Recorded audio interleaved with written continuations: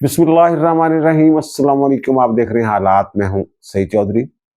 Chief justice Pakistan mister justice Qazi Faez Isa एक तारीख रकम करने के बाद अपने ओहदा से रिटायर हो गए हैं। उनके एजाज में फुल कोर्ट रेफरेंस दिया गया, जिसमें सुप्रीम कोर्ट के 6 जज साहबान, मुअज़्ज़ज़ जज साहबान शामिल नहीं हुए। और वहाँ जो याहिया अफरीदी साहब जो चीफ जस्टिस हैं और जो जाने वाले चीफ जस्टिस काजी फायज ईसा साहब जो हैं, उन्होंने जो खिताब किया है और जो माहौल रहा है वहाँ पे, और 6 जज साहबान जो रेफरेंस में शामिल नहीं हुए, उससे मुस्तकबिल का अदालती मंजरनामा जो है ये वाज़ेह हो गया है। और याहिया अफरीदी साहब ने जो तकरीर की है, उससे उनके जो अदालती अज़ाइम हैं कानून और आइन की बालादस्ती के लिए वो क्या करना चाहते हैं, वो भी सामने आ गए हैं। और फिर सीनियर तरीन जज जस्टिस सैयद मंसूर अली शाह साहब जो उम्रा की अदायगी के लिए हिजाज़ मुकद्दस में है, जाते जाते वो रजिस्ट्रार के नाम में खत लिख गए हैं, जिसमें वो बताते हैं कि जनाब जस्टिस काजी फायज ईसा के फुल कोर्ट रेफरेंस में मैं क्यों शरीक नहीं हो रहा। वज़ाहर तो उसमें इल्ज़ामात लगाए गए हैं जस्टिस काजी फायज ईसा पे। वो इल्ज़ामात क्या हैं वो भी आगे जाके हम आपको बताएंगे। और लेकिन जो अगर बारीक बीनी के साथ उस खत का जायजा लिया जाए तो ये लगता है कि जो कहा जाता है ना कि जो वो मखसूस नशिस्तों वाला केस था, उसका जो फैसला है वो कुछ मुकासद को सामने रख के दिया गया है। काजी साहब ने जो तफसीली फैसला दिया है मखसूस नशिस्तों वाले केस में, उसमें जो जिक्र किया है, ये शुरू से ही बदनीयत थे। ये एक तरह से अपनी उस बदनीयती का एतराफ कर रहे हैं। ये मैं क्यों कह रहा हूँ, ये आगे जाके तफसील जब मैं खत पे इस अपना नुक्ता नजर रखूंगा तो ये समझ आ जाएगी कि ये तो भाई जी गलती हो गई जो खत लिख दिया इन्होंने। इंसान सोचता कुछ और है। ये समझते हैं ये जो 6 जज हैं, चलो बाकी 2 को नहीं, उनका जिक्र नहीं करते, जो नहीं आए, वो समझते हैं हमसे ज्यादा कानून को कोई नहीं जानता। जैसे वो कहते थे ना इमरान खान, जनाब मेरे तो ज्यादा यूरोप में कोई नहीं जानता। उसी तरह ये समझते हैं कि आइन बनाने वाले भी हमसे ज्यादा आइन को नहीं समझते। उनको भी नहीं पता था कि उन्होंने आइन क्यों बनाया है। इसीलिए तो जनाब वो आइन जो है 63A वाला खास तौर पर फैसला, वो आइन को रीराइट करते रहे। एक मरतबा नहीं, कई मरतबा रीराइट करते रहे हैं। इस जुर्म में माजी में तो सैयद मंसूर अली शाह साहब जो है वो शरीक जुर्म नहीं थे इन लोगों के साथ, लेकिन जो मखसूस शिस्तों वाला केस है उसके फैसले के पीछे क्या मुकासद थे, इनके मोटिव क्या है, ये उन्होंने खत में बता दिया, वाज़ेह हो गया है। वो तो कुछ और स्टोरी बयान करना चाह रहे हैं। और फिर एक और बात की जा रही है कि जनाब याहिया अफरीदी साहब ने जब काजी साहब का जिक्र किया तो उन्होंने उनको मुंतकिम मिजाज कहा कि जनाब इंतकामी देने वाला बंदा है, और फिर रीच का लफ्ज इस्तेमाल किया।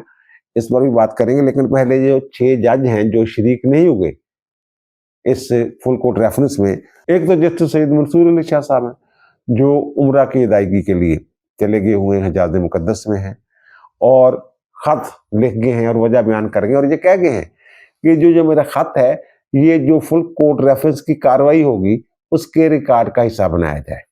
और मेरा ख्याल है कि ये कानूनी तकाजा है कि उसको इस रेफरेंस की जो कार्रवाई है, ये कार्रवाई उसी तरह अदालती कार्रवाई की तरह ये बाकायदा जो है ये नोट की जाती है। जैसे फैसला लिखा जाता है ना, इसी तरह ये नोट की जाती है। और ये जो उन्होंने नोट दिया है या जो खत लिखा है, ये कानूनी तकाजा मेरा ख्याल है कि ये उसमें शामिल किया जाएगा। जब भी कभी रिकॉर्ड को देखना चाहेगा इस फुल कोर्ट रेफरेंस का, तो उसमें सैयद मंसूर अली शाह साहब का जो खत है वो उसमें शामिल होगा। जस्टिस सैयद मंसूर अली शाह साहब और उनके जो हम ख्याल बरादर जजेस हैं, वो शायद समझ रहे हैं कि मंसूर अली शाह साहब ने बहुत बड़ा कोई मार्का सर कर लिया है ये खत लिख के। लेकिन मेरा ख्याल है कि उनकी इज्जत में इससे कोई इजाफा नहीं हुआ। एक तो मंसूर अली शाह साहब हो गए, और दूसरे मुनीब अख्तर साहब हो गए, अच्छा, और तीसरी आयशा मलिक साहबा, और चौथे शाहद वहीद साहब। चलो इनकी तो समझ आती है कि इनकी बारियां लगी हुई थी, डेटें मुकर्रर थी कि फलां तारीख को फलां, फलां सन में फलां, फलां सन में फलां चीफ जस्टिस बनेगा। अब जब याहिया अफरीदी साहब चीफ जस्टिस बने हैं, तो अगर ये तरमीम ना होती तो मंसूर अली शाह साहब चीफ जस्टिस होते आज के दिन, तो उनकी रिटायरमेंट के बाद मुनीब अख्तर साहब चीफ जस्टिस होते हैं, फिर मुनीब अख्तर के बाद बारी आती है याहिया अफरीदी साहब की, और याहिया अफरीदी की रिटायरमेंट के बाद आयशा मलिक साहब 2030 में चीफ जस्टिस बन गई सुप्रीम कोर्ट की, और फिर उनके बाद शाहद वहीद साहब। चलो इनका बनता है, चलो ये कह लें कि जनाब 26वीं आईनी तरमीम के लिए को रोकने के लिए इन्होंने मुज़ाहमत नहीं की काजी फाइज ईसा ने, बल्कि ये तो इल्ज़ाम लगा रहे हैं कि काजी फाइज ईसा साहब जो हैं वो शरीक जुर्म है इस तरमीम की मंजूरी के हवाले से, कि जनाब वो जो कुछ भी हुआ है वो काजी साहब की मर्जी के साथ हुआ है। और बिलावल भुट्टो सरदारी ने भी ये कह दी है बात कि अगर काजी फाइज ईसा ना होते तो ये तरमीम मंजूर नहीं हो सकती थी। और मैं भी इस पे कई मरतबा, बल्कि बहुत सारे लोग जो हैं कई मरतबा ये बात कर चुके हुए हैं कि इन्होंने स्टे कर देना था, हुक्म इम्तनाई जारी कर देना था उसी को, जब वो अभी वो मुसवदा ही था उसी को। और ये समझते हैं कि महाराज ये इख्तियार खुद साख्ता है, इन्होंने खुद लिया हुआ है इख्तियार। कोई इख्तियार नहीं है, आइन में जो लिखा हुआ है 239 में, पार्लियामेंट कोई भी तरमीम कर सकती है, और जो तरमीम आइनी तरमीम की जाएगी उसका अदालती जायजा लिया ही नहीं जा सकता, अदालत के पास जो इख्तियार ही नहीं है। इन्होंने ये 90 की दहाई में महमूद तजवीज़ी केस के बाद फिर मुकला महाज केस, और फिर पता नहीं जफर अली शाह केस, और फिर जो फौजी अदालतों वाला केस था उसमें इन्होंने ये एक बुनियादी ढांचा, और उसमें ये कह दिया जनाब अदलिया की आज़ादी वाला जो मामला है इसको भी उन्होंने बुनियादी ढांचे में शामिल कर दिया है। ये जो थे ना आमर, उनके दौर में जो फैसले आते रहे हैं उन्होंने उन अदवार में ये आईनी ढांचा इन्होंने तश्कील दिया। जो फौजी थे उनको तो ये होता था, खासतौर पर मुशर्रफ साहब और दीगर जो थे उनको तो ये था, 58-2 वाले जो थे उनको ये होता था कि जनाब चलो हमारा काम हो रहा है, हमें वैलिडेशन मिल रही है, तो ये अगर अपना जो इख्तियार की बात कर भी रहे तो हमने कौन सा इनको छेड़खानी करनी, अगर छेड़खानी करेंगे तो फिर इनमें जरूरत क्या है कि जनाब ये हमारी छेड़खानी को जो है वो उसको इनवैलिड डिक्लेयर करें या कलअदम करें। उनके अपने कुछ मफादात थे, इनके अपने मामलात थे, और जो समझते थे जब हम इख्तियारात जो है वो छीन रहे हैं, अपने पास जो है वो ला रहे हैं इंतजामी इख्तियार। और यही वजह जो है इस हद तक बड़ी कि ये तरमीम लाने की जरूरत पड़ी। अच्छा, ये जो मैंने इन तक ये शादी तक जो मैंने जिक्र कर दिया, उसके बाद जनाब जो शामिल नहीं हुए वो अतर मनील्लाह साहब।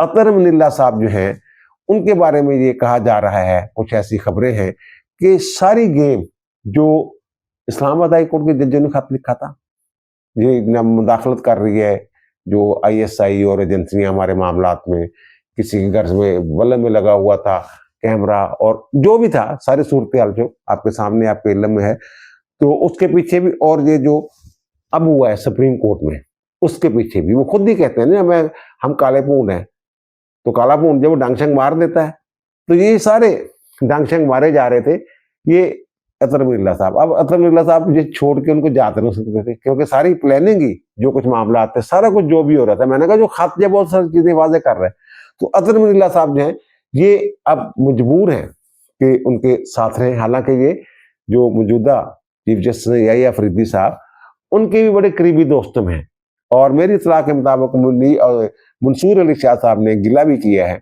उनके साथ, याहिया अफरीदी साहब के साथ, कि जी आपने अच्छा नहीं किया, आपको हमारा साथ देना चाहिए था, अदलिया की आज़ादी के लिए हम लड़ रहे हैं।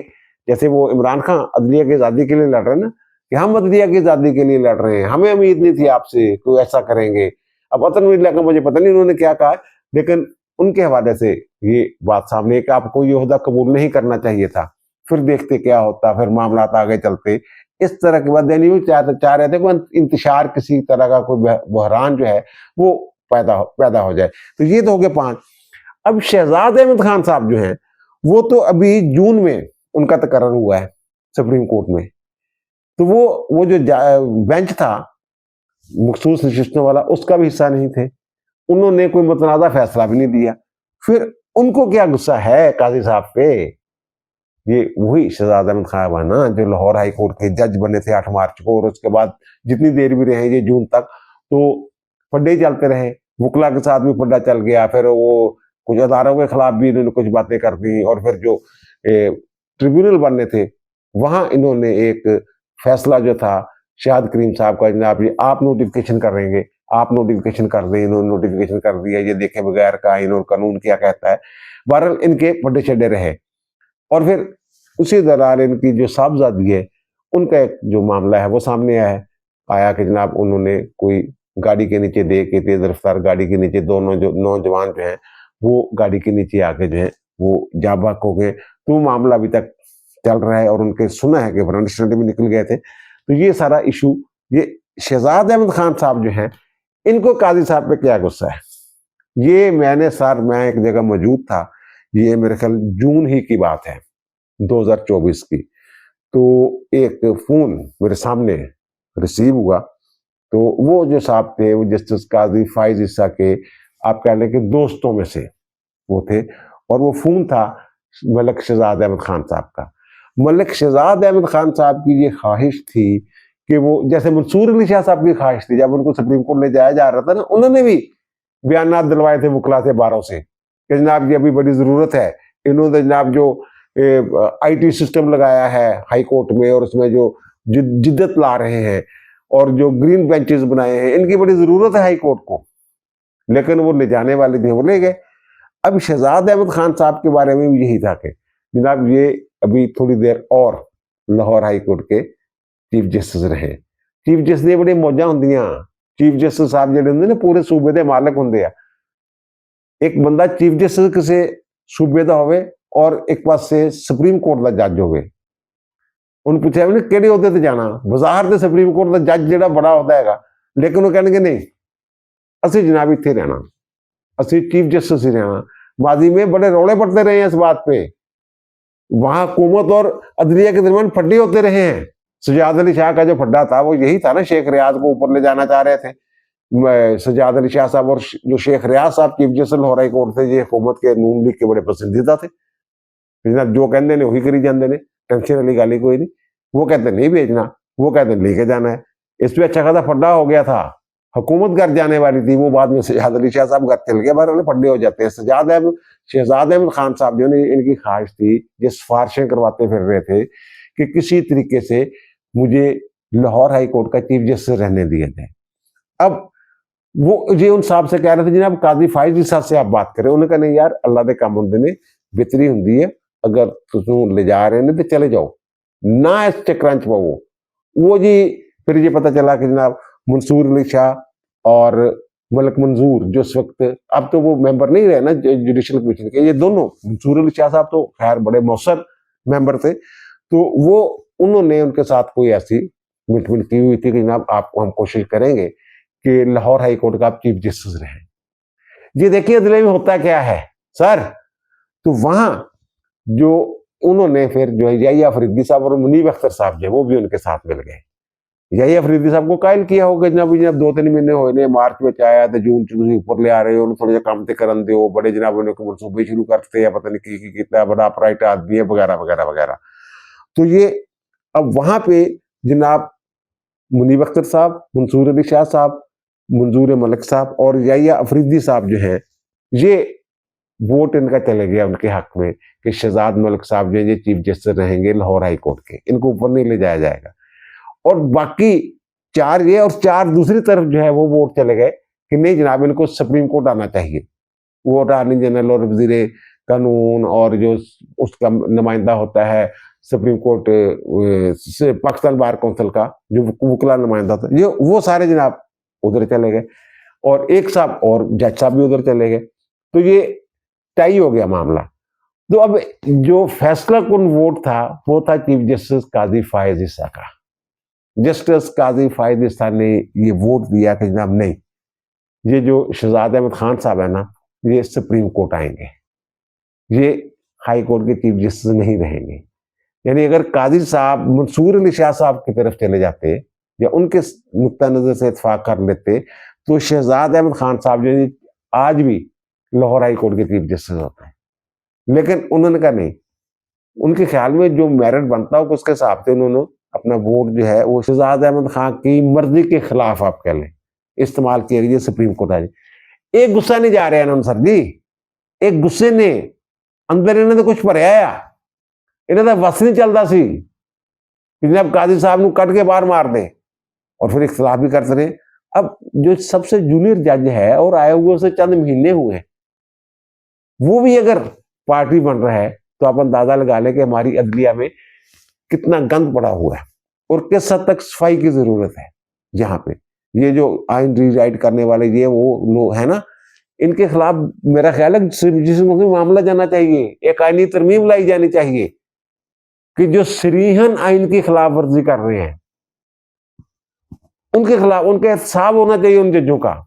और जो पार्टीबाजी धड़ेबंदियां करते हैं, ट्रेड यूनियन की तरह चलाना चाहते हैं अदालत को, वो कोड ऑफ कंडक्ट की खिलाफ वर्जी है। कोड ऑफ कंडक्ट मेरा ख्याल है कि हर जज की टेबल पे जो है ना उसके बड़ा सब फ्रेम करवा के उसको रखा जाना चाहिए ताकि वो रोजाना पढ़े उसको, या फिर इनके भी रिफ्रेशर कोर्स होने चाहिए कि रिटायर्ड जजेस आके बताएं इनको कि भाई साहब अदालतें ऐसे नहीं चलती जैसे आप मनमानियां करना चाह रहे हैं। और दूसरा, वहां जो याहिया फरीदी साहब ने खिताब किया है फुल कोर्ट रेफरेंस में, तो जो आने वाला चीफ जस्टिस होता है आमतौर पे अपनी गुफ्तगू में कुछ वो यकीन दहानियां करवाता है जो उनके मुस्तकिल में अजाइम होते हैं, जिस तरह वो अदालत को चलाना चाहते हैं वो ये बताते हैं। एक तो जाने वाली की तारीफ और तसीफ जो भी उनकी नजर में उनका किरदार हो वो जिक्र करते हैं। दूसरा, अपना बताते हैं, अपनी प्लानिंग बताते हैं कि मैं क्या करने वाला हूं। अब उन्होंने, मैं मुंतजर था इन अल्फाज का कि वो इस पे आते हैं कि नहीं। उन्होंने जो बात की है वो लग ये रहा है उनकी बात से कि जो काजी साहब वाली पॉलिसी है वो कंटिन्यू करेंगे। उन्होंने जो बात की है, जो तकसीम इख्तियारात का असूल है उस पर अमल दरामद यकीनी बनाया जाएगा। ये वही असूल है कि जनाब जो तीनों अदारे हैं, मुकन्ना, इंतजामिया और अदलिया, अपनी अपनी हदूद के अंदर रहकर काम करें और एक दूसरे के काम में मुदाखलत ना करें। जो आइन ने इख्तियारात तकसीम कर दिए हैं, जिस अदारे को जो इख्तियार दे दिया है वो उस तक रहे, उससे आगे ना जाए, यही काजी साहब चाहते थे। और फिर उन्होंने ये भी कहा कि तकसीम इख्तियारात को यकीनी बनाएंगे और कानून की बालादस्ती को यकीनी बनाएंगे।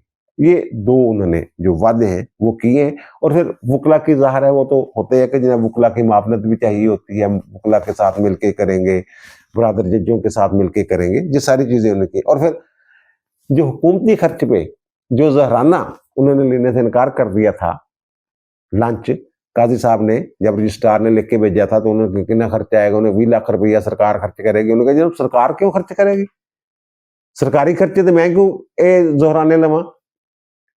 तो उन्होंने इनकार कर दिया था। तो यही बड़ा शोर मचिया। फिर पता लगे ना जनाब रिटायरमेंट वाले दिन, जनाब जिस दिन फुल कोर्ट रेफरेंस होना उस दिन उन्होंने आजाद में जेड़े ने जजेस जेड़े ने जोहराना भी देंगे। तो बड़ा इन्होंने जो डॉलर डोलची जो है ना, उन्होंने बड़ा शोर मचाया। देखें जनाब, अब क्योंकि उस वक्त तो कोई देने वाले नहीं था जनाब इनको फुल कोर्ट रेफरेंस, तो ये इसलिए जनाब उन्होंने इनकार, अपनी इज्जत बचाई थी, तो ये अब 20 लाख फिर खर्च हो रहे हैं। वो वादे कर दिया उन्होंने, याहिया फरीदी साहब ने। उन्होंने वादे तौर पर ये कहा जनाब ये जो है ना ये सारा बोझ जो है इन्होंने इनकार कर दिया था और मैंने इनको बनाया है। तो उन्होंने कहा जब सरकारी खर्च में नहीं देना, फिर मैंने ये कहा जनाब ये हम दे रहे हैं। उन्होंने कहा जब सारा बोझ जो खर्च का है मुझे याहिया फरीदी साहब ने मैंने बर्दाश्त किया है। और फिर मैंने कुछ साथी जजों से कहा है कि आप भी शेयर करें, यानी कंट्रीब्यूट करें। उसमें जो फुल कोर्ट रेफरेंस में जज नहीं आए और उनके जोहराने में नहीं गए, उन्होंने हिस्सा कोई नहीं पाया। वो कहते असं तो आए नहीं, असं तो रोटी नहीं खाते, पैसे खा दे, रोटी खाते तो पैसे दे देंगे। ये है सारा, यही हो रहा है। और ये बातें कर रहे हैं, जो खाता है उस पर आगे जाके मैं बात करता हूँ खात। लेकिन पहले ये बात जो की जा रही है जनाब, उन्होंने कहा जनाब ये मुंतकम मजाज है काजी फायज ईसा, और उसको रीश कह दिया ओ भाई मेरे थोड़ी जी अंग्रेजी सीख लो, अंग्रेजी के मुहावरे कुछ सीख लो, समझ आवे कि की कह रहे ने, कहना की जा रहे ने। In any way provoke him, or if I may say so, poke the bear, then even hell hath no fury to match his scorn. इससे पहले वो फरमा रहे हैं कि जनाब काजी साहब जो हैं बड़े शाइस्ता नफीस आदमी हैं, ऐसा साथ रखने वाले आदमी हैं। अगर कोई उनसे मुस्कुरा के मिलता है तो फिर वो जवाब जो देंगे उससे उनसियत झलकती है, आपको उन्स हो जाएगा। इस तरीके से काजी फायज ईसा आपसे बात करेंगे। लेकिन आगे जाके वो जो कहते हैं कि अगर उनको कोई प्रोवोक करता है तो फिर समझ ले कि आपने बियर को छेड़ लिया है। ये पोक द बियर जो है ना, ये पोक बियर, ये मुहावरा है कि जनाब किसी बंदे से बिला वजह पंगा ले लेना, और फिर जब पंगा ले लेंगे तो फिर आप जीत नहीं सकते उससे। ये है पोक द बियर, ये लफ्ज इस्तेमाल किया। और आगे जाके जो उन्होंने कहा है ये भी एक मुहावरा है अंग्रेजी का, hell hath no fury to match his scorned. ये है मुहावरा सर। ये मुहावरा कब बोला जाता है? कि जब किसी के जज्बात से खेला जाता है, झूठ बोला जाता है, धोखा दिया जाता है, तब ये मुहावरा बोला जाता है कि जनाब जो उसकी फिर रिजेक्शन आती है ना, जैसे वो रिजेक्ट करता है फिर, तो फिर उसका जो गुस्सा है, वो जो दोज़ख का गुस्सा है, हेल का जो गुस्सा है, वो भी उसका मुकाबला नहीं कर सकता। यानी फिर जो बंदा ऐसा करता है, धोखा देता है, जज्बात से खेलता है, तो फिर उसके नताइज जो हैं वो संगीन हो सकते हैं उस बंदे की तरफ से जिसके साथ ये किया जा रहा है। ये उन्होंने कहा है। इसमें मुंतकम मिजाजी वाली बात कहां से आ गई? इसको तो बड़ा एंजॉय किया उन्होंने जब जिक्र किया, उन्होंने जब आपने क्या लफ्ज बोला था मेरे लिए, पोक द बियर, बियर क्या होता है, भालू कहेंगे या रीछ कहेंगे? तो उन्होंने फिर कहा बियर बियर। तो ये उन्होंने फिर कहा ना, मैं जो बियर हूं, जो जिसकी तरफ इशारा किया इन्होंने, तो फिर उन्होंने अपने जो उनके साथ काम करने वाले लोग थे उन सब का जिक्र किया कि उन्होंने देखे मेरे साथ गुजारा किया है। और जाहिर अफरीदी साहब ने ये भी कहा कि फिर जब ये मामला हो जाता है तो फिर उस वक्त सिर्फ अल्लाह ही आपकी मदद कर सकता है, जब काजी साहब जो है वो गुस्से में आ जाए। वो गुस्से में आते नहीं थे, बहुत कम आते थे। इस सूरत में जब उन्हें धोखा देने की कोशिश की जा रही थी तब वो गुस्से में आते थे। और फिर आगे जाके थे कि एक मरतबा मैंने भी जो गुस्सा है ना काजी साहब का, ये भुगता है, और ये कोई अच्छा तजर्बा नहीं था। बहरहाल ये तो कुछ बातें लाइटर मूड में हुई, और लाइटर मूड के अंदर बिटवीन द लाइन भी बहुत सारी बातें करके तो फिर दूसरी जो अहम बात वही जो है, उन्होंने कहा तकसीम इख्तियारात वाला जो मामला है ना, वो सी यकीनी बनाना है। और ये जो इन्होंने खत लिखा है मंसूर अली शाह साहब ने, वो एक तो उन्हें जगह साकब निसार के रेफरेंस में भी इसलिए नहीं आया था जनाब वो अपनी हदूद बड़ी क्रॉस कर गए थे, ये थे वो थे, ये ठीक है जिनके रेफरेंस में नहीं आए थे।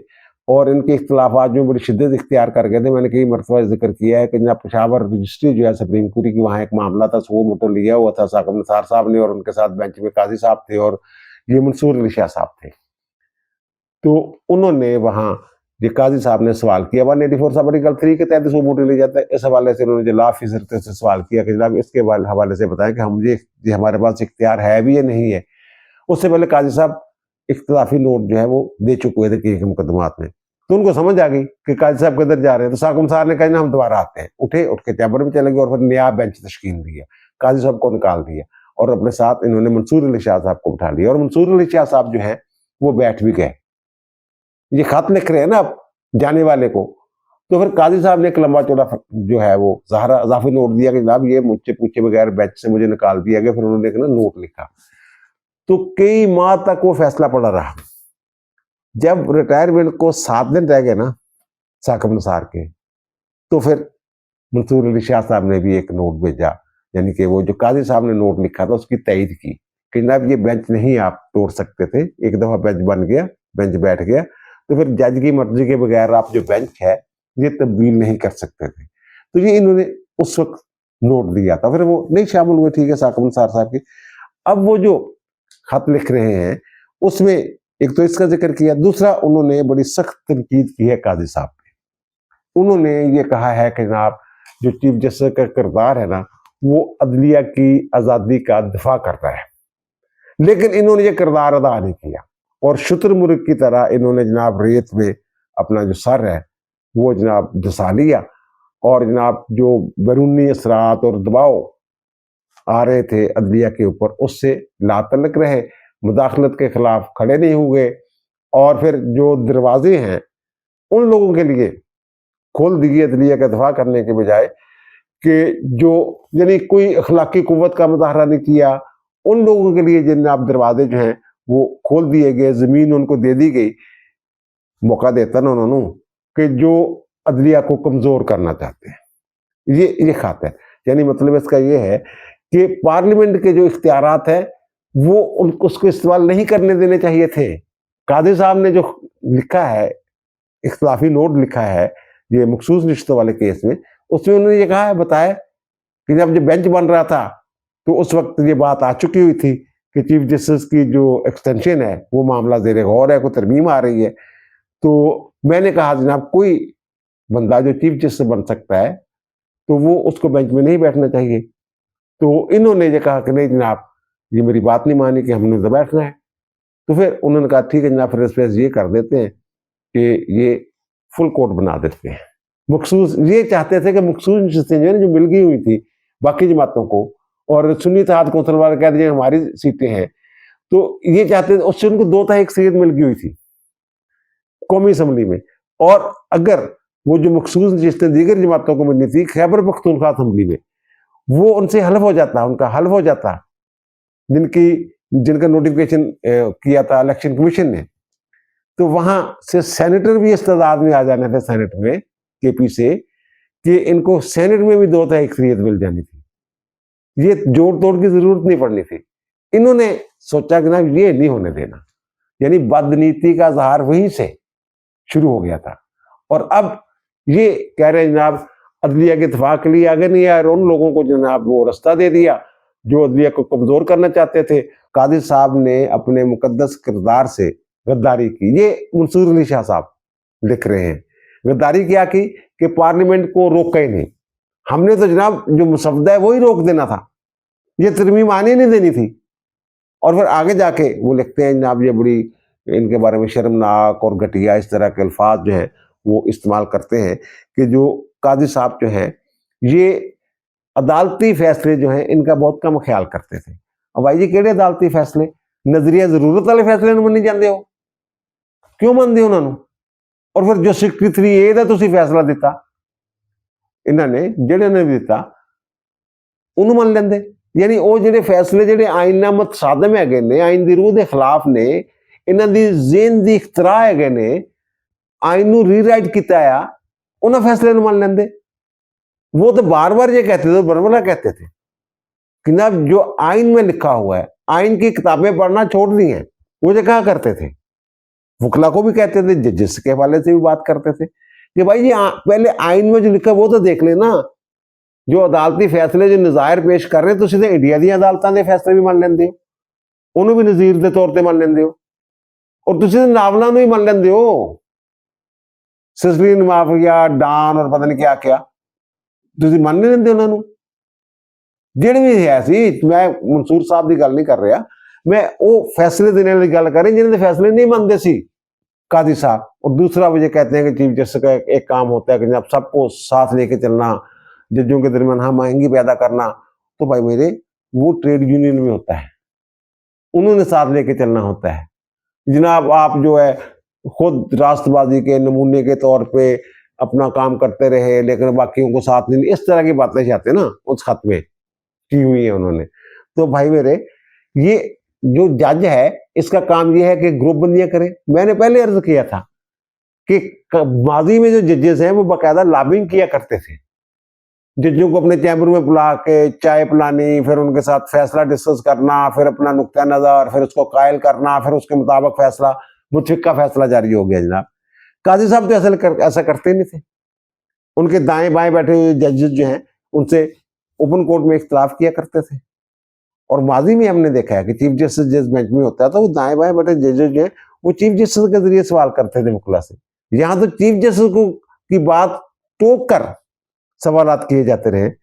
तो ये इस खत से ये लगता है कि काजी साहब ने जनाब हमारा साथ नहीं दिया अदलिया की आज़ादी के लिए, कि इनके जहन में जो काजी साहब ने कहा है कि पहले दिन जब बेंच बनाया जा रहा था उस वक्त क्या वहां हुआ था, तो इनके जहन में शुरू से था ये, यानी कानून के मुताबिक या आइन के मुताबिक फैसला नहीं है, बल्कि जो इन्होंने सोच लिया था कि ये हमने करना है, 2 अक्सरियत खत्म करनी है, 26वीं तरमीम नहीं आने देनी, चीफ जस्टिस को एक्सटेंशन नहीं लेने देनी। वो वैसे तो इनकार कर चुके थे काजी साहब, और उन्होंने मंसूर अली शाह साहब ये भी कहा था कि मैं तुम्हें लिख के दे देता हूं कि मैं 25 अक्टूबर को घर चला जाऊंगा, ना करो ऐसे। लेकिन वो बात पता नहीं खदशात की बुनियाद पे और खौफजदा होके और फिर बाकी बरादर जजों के कहने पे जैसे भी हुआ, ये पहले से तय था, यानी सोच के मुताबिक उन्होंने जो फैसला करना था वो कर लिया हुआ था, फिर कानून और आइन को अपने किए गए फैसले के मुताबिक डाला। हालांकि होता ये है कि फैसला जो है वो कानून और आइन के ताबे होता है, कानून और आइन के मुताबिक डाला जाता है। ये शायद मैं शुरू में कह चुका हूं कि ये जो खत है ना, ये कादी साहब के खिलाफ चार्जशीट नहीं है, बल्कि ये शहीद मंसूर अली शाह साहब का एतराफ है कि जनाब उन्होंने किस बुनियाद पे वो फैसला दिया था, अदलिया की आज़ादी के लिए फैसला दिया था कि 26वीं तरमीम कहीं मंजूर ना हो जाए, मखसूस नशिस्तों वाला। अब भी मुझे इजाजत, इंशाअल्लाह दोबारा मुलाकात होगी नए व्लॉग के साथ। अल्लाह ताला आप पर, मुझ पर, हम सब पर मेहरबान रहे। अल्लाह हाफिज।